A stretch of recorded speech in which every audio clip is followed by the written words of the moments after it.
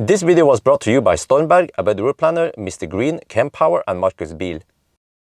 Yo, what's up? We are now at Circle K Furuset, and behind me here you see Tesla Model 3 2021 model, long range, 82 kWh with Panasonic battery. So I have decided to do the 1000 km challenge with this car. And the reason for it is because the previous result I have with the long range, the 2021 model with heat pump and chrome delete, is kind of poor. We did it in, well, it was winter, but still the battery was charging way slower than expected. It was doing it in 10 hours and 25 minutes if I remember correctly. So this one, now that it's summer, should do it in less than 10 hours, maybe as fast as 9 hours and 45 minutes. So that's what we have to test. We have to test it. We have it in theory, it should work. We just have to verify it, and it's also good entertainment. So I'm now charging up to 100%. Everything is pretty stock except for, it doesn't matter too much. We have a little bit of tinting here, but no tinting here. And also, you see that we have the window shade here, but also that is pretty irrelevant today. See, semi-cloudy, and we've been also driving through the night. Yeah, that's also one thing, that I'm going to drive in the evening. We're gonna start at 5 in the afternoon, because we have to do this on a Sunday. Oh, it says 100% now. And the problem nowadays is that it's July, holiday season, lots of traffic.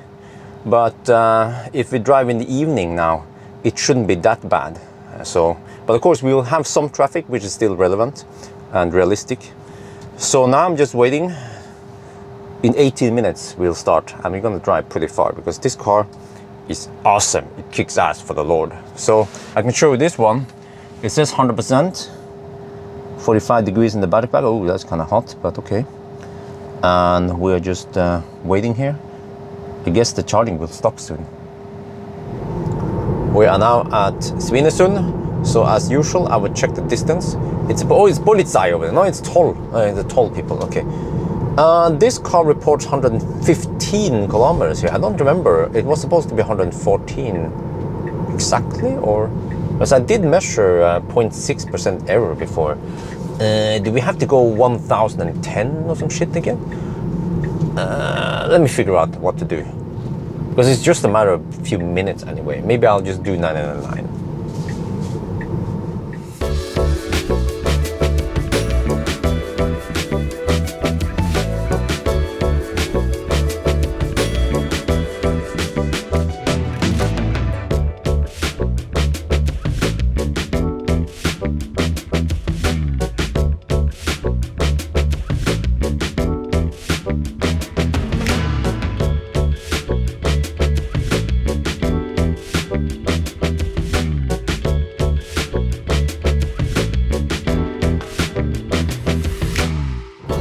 We just turn around now at the southmost point, Langangen, whatever it's called. But man, guys, it's 8 in the evening. You can see it actually up here. Oh, okay, that wasn't, but you can see it up there. So yeah, and we are down to 11% now, and we are actually traveled 375 kilometers. And we can make it to the next charger, the new supercharger, Foxerud V3. But man, guys, I have to say that today, even at 8 in the evening, we still have lots of traffic. This is unusually high traffic. Usually, if I travel on a regular Saturday, we will have way less traffic. I calculated that I've lost 5 minutes because of slow pokes on the road. They've been blocking, yeah, like this guy, you know, he's been blocking the left lane. So I have to consider what to do, but I might actually subtract 5 minutes, because it's actually quite easy to calculate how fast you should have been traveling. I have lots of timestamps from other 1000 kilometer challenges. So we will see. I have to decide towards the end. I'm going to ask people on the live stream also what they think. But yeah, let's get over there. We are now supercharging at V3. Come on, let me see, 250 kilowatt. Look at that, 177 watt per kilometer. Well, we were pretty slow behind some slow pokes. It might not be hot enough. Yeah, if you look here, 39, yeah, 40 degrees Celsius in the pack. That's not hot enough, but we shouldn't complain getting 240 kilowatt over here. So this is a brand spanking new supercharger site. So Oops is over there. McDonald's and stuff is over there. Maybe I'll go run over there and check it out. So here we have lots of V3 supercharger stalls. Nice, nice. And also I like that they are kind of a little bit far away from the rest, so that we don't get blocked by fossils. So, but I don't have too much time. I have to figure out how far we have to drive to the next one and so on. And I have to clean the windscreen, so I'm actually pretty busy on this run. But amazing that we did drive 400 kilometers before the first charge. Yeah. All right, what is that? Some guy blinked at me with a Tesla. Probably some fans. Yeah, I bet those are fans. Yeah. Yeah, okay. Those are fans, yeah. All right, anyway, let's get ready. All right, we've been charging for 12 minutes and we are good to go. ABRP planner claims we can make it there. We only need 40%. So off we go again.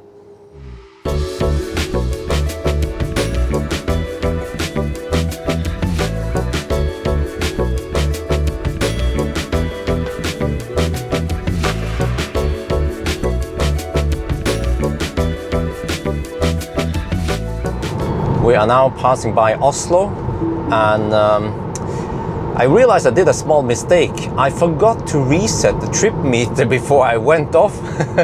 So, but we have good data because we drove I had to look at the screenshot again, but it was 402 something kilometers that the car reported. And I reset the trip after driving 103 kilometers.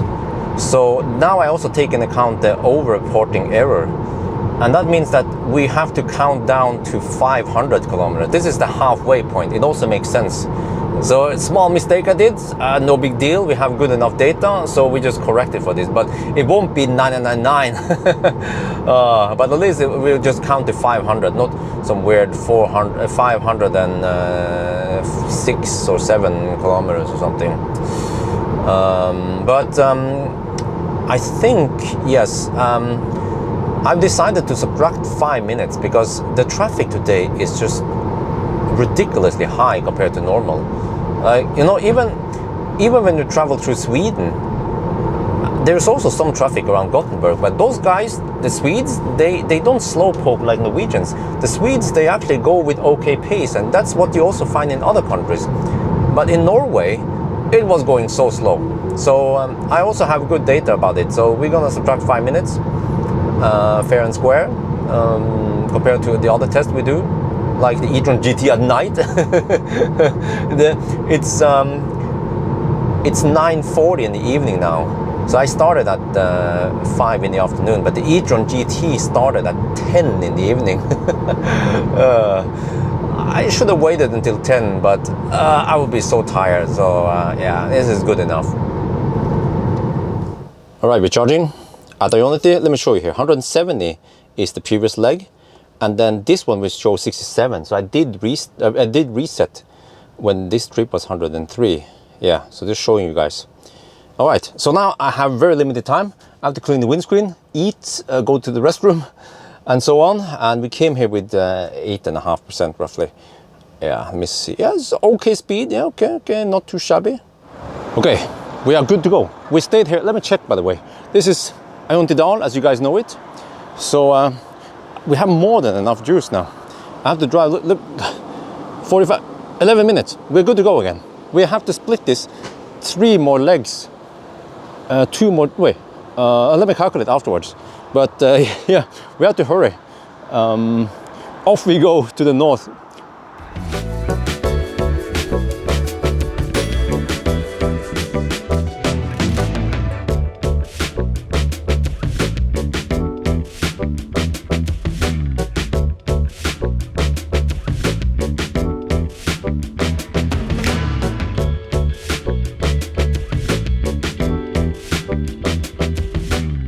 Alright, we just passed Rudshøgda, we turn around, and we are actually going to Rudshøgda to charge there. Kopple, they have installed a new charger, a new charging site. I'm going to show you soon. But this is weird because the car started cooling down the battery. So I don't want that. So that's why I navigate. Well, if I navigate to a nearby supercharger, it will then start to heat up the battery actively. But by doing like this, navigating to Gjøvik super. Oh, it's like car is trying to drive at 40 kilometers per hour here. Stop that. Yeah. It hasn't updated the map. Okay. So yeah, now we have to drive a little bit, and then we go back to Rudshøgda and try to go as low as possible to Rudshøgda. So that'll be interesting. And you see, we've been traveling now for 6 hours and 10 minutes, and we have to say this one is plus.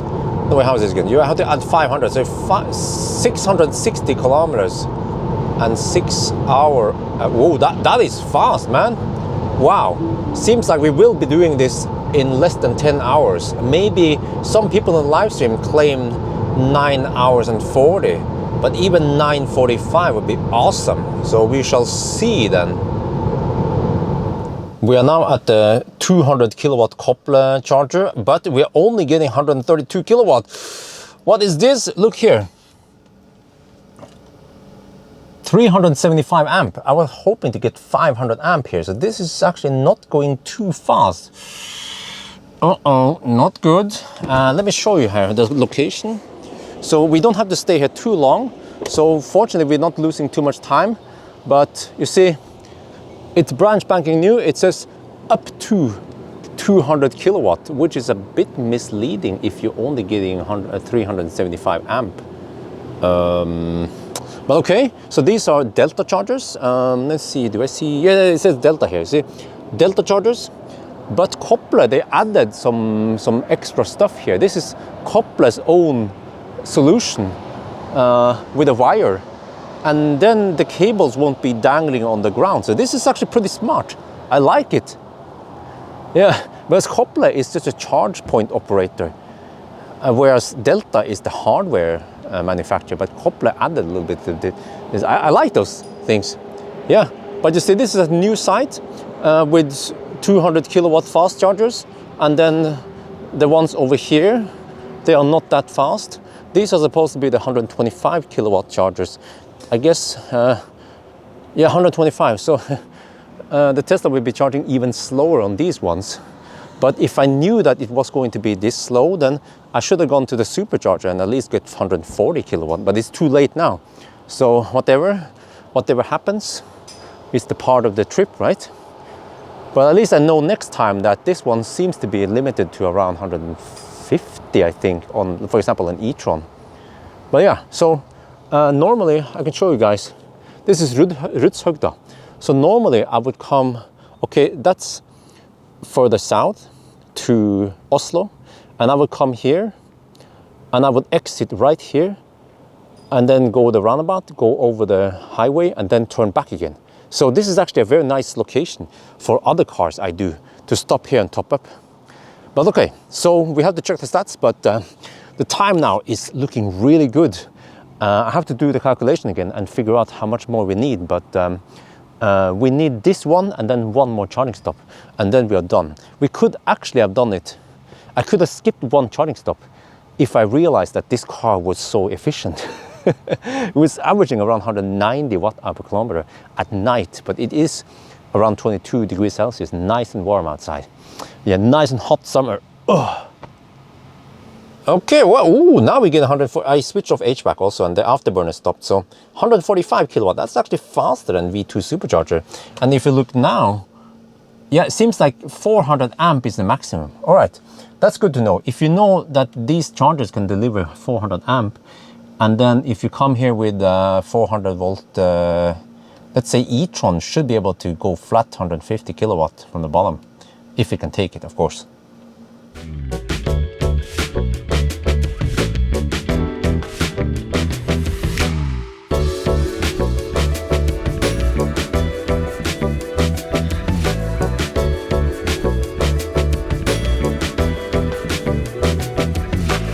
This is freaking crazy. We are back. I chose to come back to Ioniq because I want to clean the windscreen. The windscreen is just so full of schmutz now. Well, it's not schmutz, it's the insects, sorry insects, I killed you, but I didn't mean to. But wow, guys, we're gonna set a new record today, I think. It seems like we might be able to do this in 9.5 hours. I would never expected it to be that fast, but this car is so efficient, and it also charges like a boss. And I park like a boss, yes, but I have to hurry. I have to get the washing stuff from, they don't have washing equipment over there, so I have to keep pulling it from here. So I'm gonna pull it there, and then I guess pee in the bush.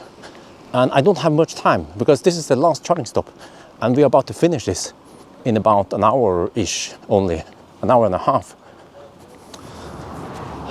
Okay, clean the windscreen with one hand, the other hand is doing something else. We are at 21%. I calculated I need around 40% only, so I don't have too much time. Let's hurry and finish this. Holy guacamole, this car is fast. Windscreen is nice and clean. I just went to the restroom and we are good to go. Charging stop was 10 minutes. Yes, we have to go now. This is it, the final run.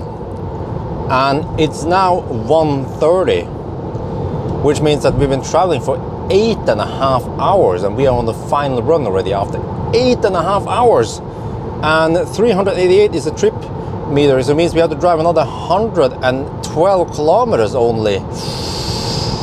Whoa! And we haven't even subtracted the 5 minutes of traffic here. Whoa! I mean, we could not subtract it, or yeah, but wow, this seems like right now it looks like 9.5 or 9:25 even. Holy macaroni. Well, okay, let's finish this. All right, we are getting close to Gardermoen now, and just have to show you that we have hit the 9-hour mark. Yeah, so 9-hour mark has been breached, and 965 kilometers.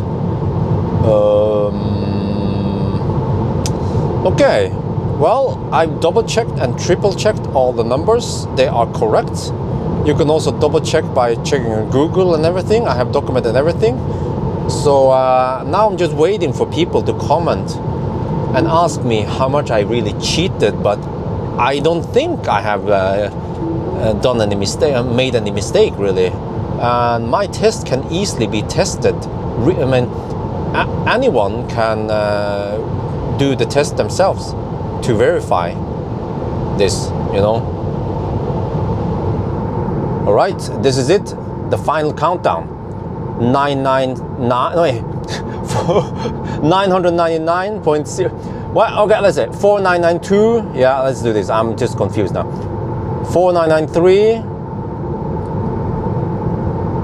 4994. 4995. 4996. 4997. 4998. 9999. 1000. We hit 1000 kilometers. It's 2:23.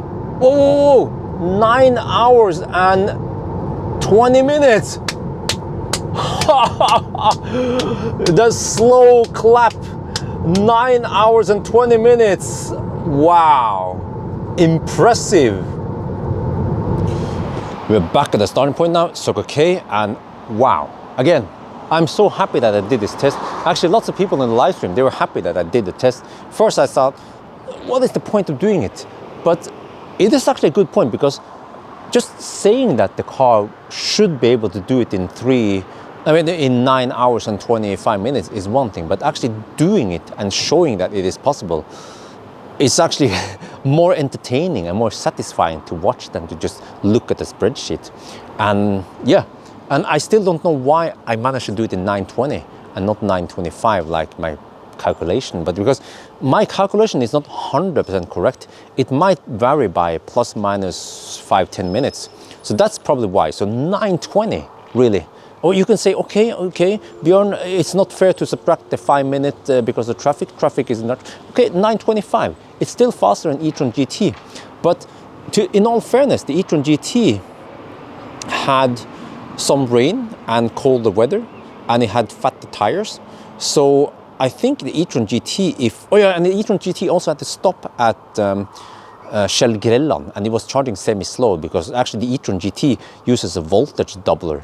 So if you arrive there with low voltage on a 400 volt based charger, these are 800 volt based chargers, but when you go to the 400 volt based chargers, you won't get 150 kilowatt. You will get 150 kilowatt from these, but you will not get it from the Delta chargers that has not have the upgrade or what they will call it. So it means, okay, what the hell was it? Yeah. So, but in summer, the e-tron GT should be able to go straight to Ioniq. But you see, that's the Achilles heel of the e-tron GT or Taycan, is that in order for it to receive the best speed, the best time, you have to rely on 250 plus kilowatt.